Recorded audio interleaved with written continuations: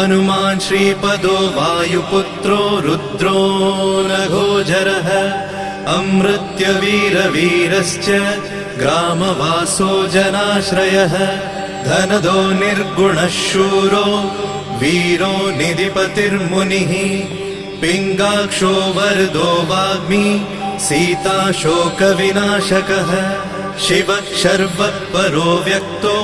व्यक्ताव्यक्तो धराधरः पिङ्गकेशः पिङ्गरोमा श्रुतिगम्यः सनातनः अनादिर्भगवान् देवो विश्वहेतुर्जनाश्रयः आरोग्यकर्ता विश्वेशो विश्वनाथो हरीश्वरः भर्गो रामो रामभक्तः कल्याणप्रकृतिस्थिरः विश्वम्भरो विश्वमूर्तिर्विश्वाकारश्च विश्वपः विश्वात्मा विश्वसेव्योऽथ विश्वो विश्वहरो रविः विश्वचेष्टो विश्वगम्यो विश्वध्येयः कलाधरः प्लवङ्गमः कपिश्रेष्ठो ज्येष्ठो विद्यावनेचरः बालो वृद्धो